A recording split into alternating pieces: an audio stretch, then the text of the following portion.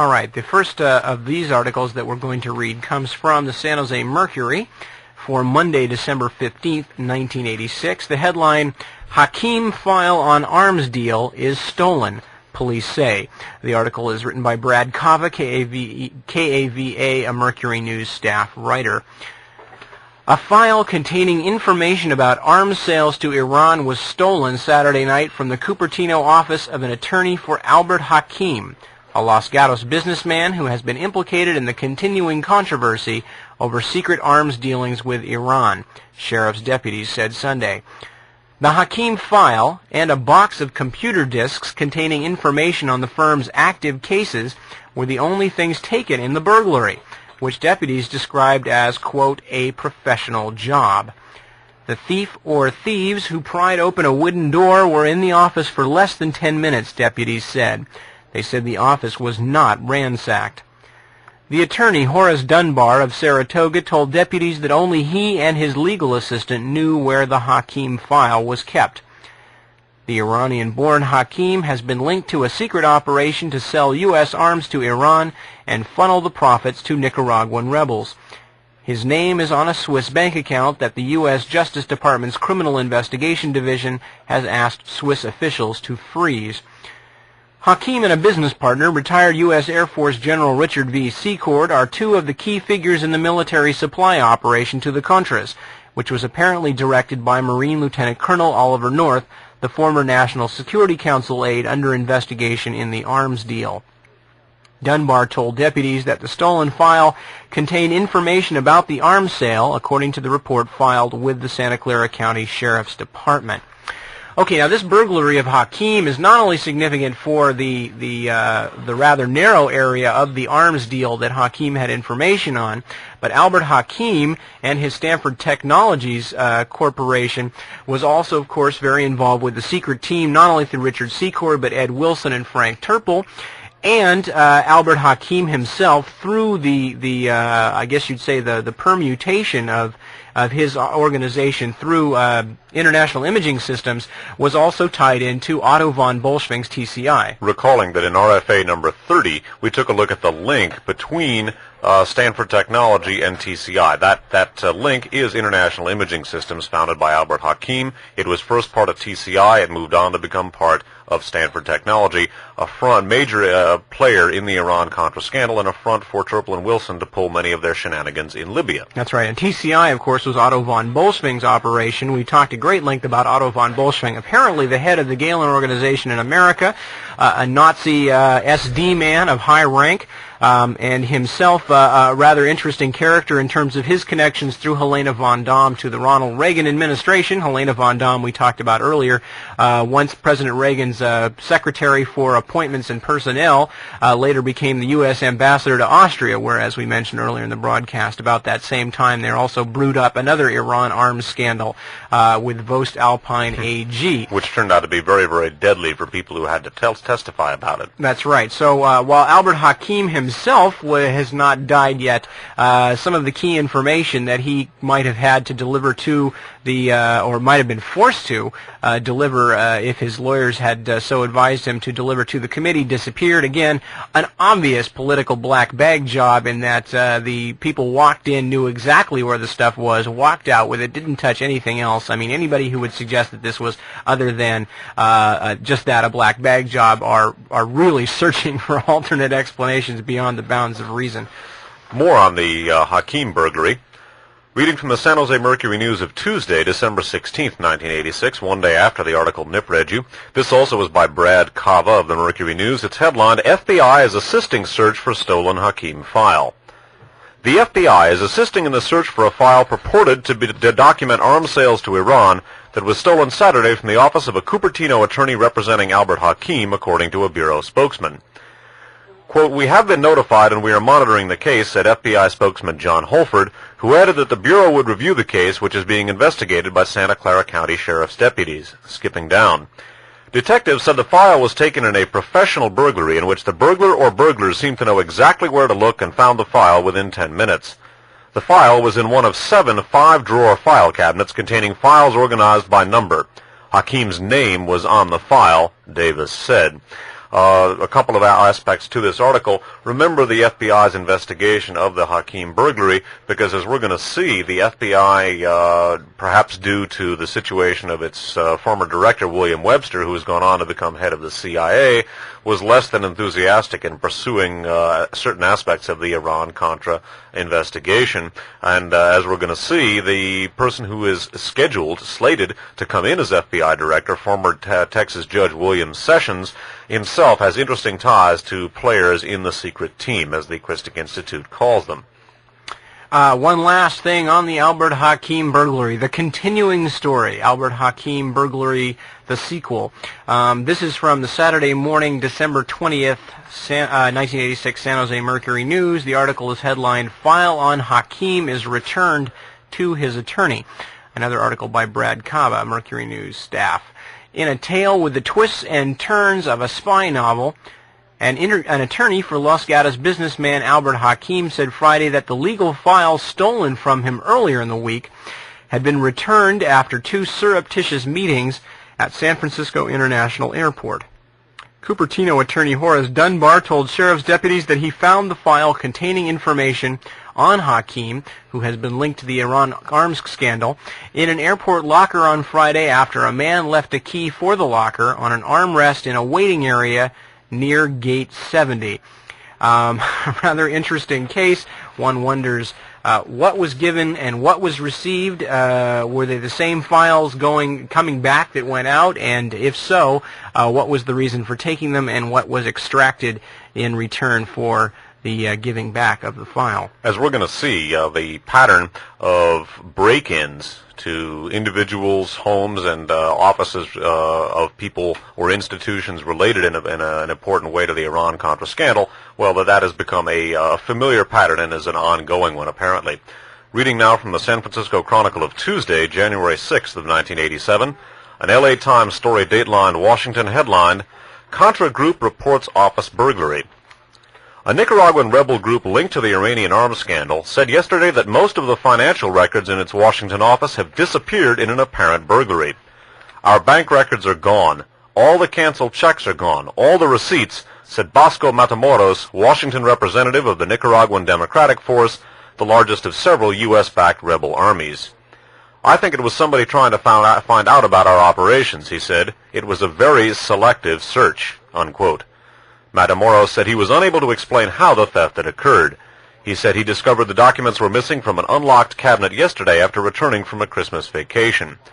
The alleged burglary follows several other unexplained thefts of documents connected to the Contra rebels' private funds and the Iranian arms deals. And as we shall see, that was not the only break-in. Indeed. Reading from the San Jose Mercury again for January 8th, 1987. Headline, "FBI to investigate break-in at office of group opposed to U.S. Contra aid." The article is by William Hershey of the Mercury News Washington Bureau. The FBI will investigate a break-in at the Washington office of a group opposed to Reagan administration's Central American policies to determine if federal civil rights laws were violated, the Justice Department announced Wednesday.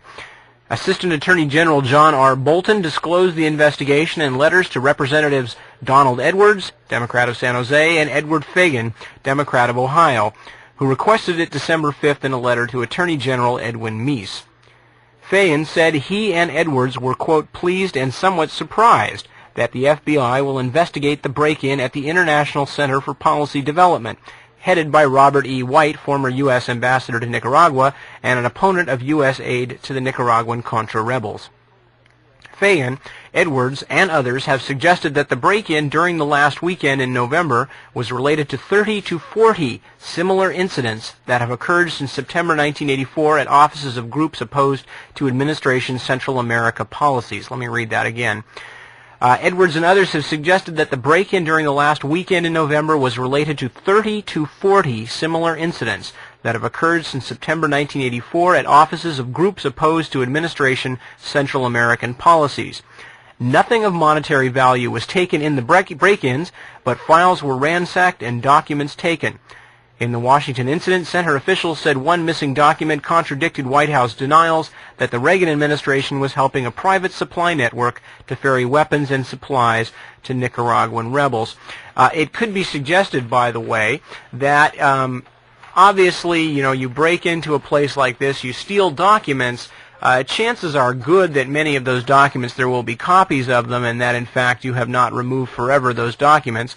However, one of the alternate reasons for breaking in might be to be finding out who the informants of some of these groups are who are investigating things like the Contra supply network and things like that. Daniel Sheehan just talked on the tape that we just played about the mysterious and sudden death of one of his informants, and in fact the only thing that protects these informants oftentimes is anonymity. And if their names are in file cabinets and those files are ransacked by burglars, and those informants later turn up dead, one has to ask, well, what is going on here? Interesting sidelight to the break-in that Nip just told you about at the International Center for Development Policy, hearkening back to an article we read earlier in this broadcast and that we also read in RFA number 29. Reading from In These Times, the issue of April 15th through 21st of 1987, and again, we read this earlier in the program, Hull said he brought an affidavit for Glibbery to sign but claimed it did not mention communism. Quote, the affidavit said that Glibbery took bribe money to accuse me of helping the Contras from Senator Kerry through Robert White's slush fund, unquote. White, former U.S. ambassador to El Salvador, is now the president of the International Center for Development Policy based in Washington, D.C. So he was a person who'd drawn the ire of John Hull and been mentioned in the context of this, quote, communist conspiracy, unquote. Indeed. And by the way, that second article, the In These Times article, was right in citing Robert White as former ambassador to El Salvador. The Mercury News article, they said ambassador to Nicaragua, was incorrect. I don't believe he ever was. Well, since that is the end of our information, I think maybe we can recap and give people some key addresses and things like that that might be of use, and then who knows? Okay. Well, basically, do you want to sum up? But why don't we give them the address for archives on audio? Yeah, I think the summing up is actually fairly basic tonight. What it is if you mess with the administration, you wind up dead. If you plan to talk about messing with the administration, you wind up dead quicker. And I think that probably sums up most of the broadcast tonight. Yeah. Again, some of the deaths that we've spoken about are very speculative. Maybe not all of them are directly connected to the Iran-Contra scandal, but certainly with the numbing pile of corpses that is mounted since this scandal began to break, or since people began messing with it in one way or another, certainly leaves us, I think, with a very clear picture of what is going on. And this is why we kicked off the two-part cover-up program with what we feel is the single most important aspect of the cover-up, which is the physical covering up, as in burying, of many of the key people involved with this. And again, this is a pattern which has become almost numbing. We took a look at the assassination of John Kennedy and all the witnesses who dropped dead there. With the Tropel Wilson case, all of the people who turned up dead of 2 revolver shots to the head, an alleged suicide, things of this kind, as in the case of William Russell Cranford. With regard to the Mediterranean merry-go-round, the 5-part Radio Free America series about the shooting of the Pope, the numbing series of participants, witnesses, and investigators who wound up dead for under various circumstances who looked into that. Brings to mind Yogi Berra, the Yankee Hall of Fame catcher's famous phrase, it's like deja vu all over again, and it certainly is. When you've, paraphrasing Ronald Reagan, when you've seen one murderous conspiracy, you've seen them all. Yeah, there does seem to be a certain, as you mentioned, numbing regularity and a sort of a numbing lack of imagination on the part of the secret team in terms of how they arrange these things. And the cover-up seems to be fairly brutal, as you just confuse as many as you can, and those you can't confuse, you bump off, and that seems to be about the sum. Bump off or rip off, because the burglaries also appear to have been playing a key part. That's so right. You can't bump them off, rip them off. Yeah, and I thought that was an important statistic, of 30 to 40 related burglaries since 1984 against just these kinds of organizations. And who knows how many of the corpses, before they were corpses, were names in files that were stolen from these particular places.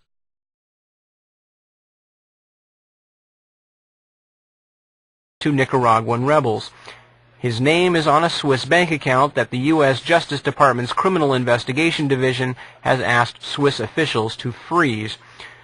Hakim and a business partner, retired U.S. Air Force General Richard V. Secord, are two of the key figures in the military supply operation to the Contras, which was apparently directed by Marine Lieutenant Colonel Oliver North, the former National Security Council aide under investigation Saturday night from the Cupertino office of an attorney for Albert Hakim, a Los Gatos businessman who has been implicated in the continuing controversy over secret arms dealings with Iran, sheriff's deputies said Sunday.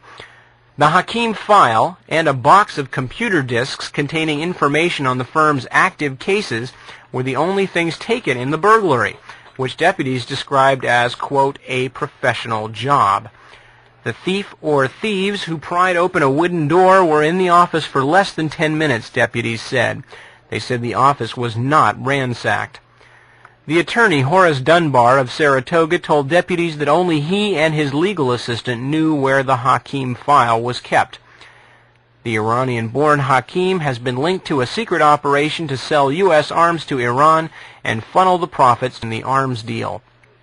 Dunbar told deputies that the stolen file contained information about the arms sale, according to the report filed with the Santa Clara County Sheriff's Department.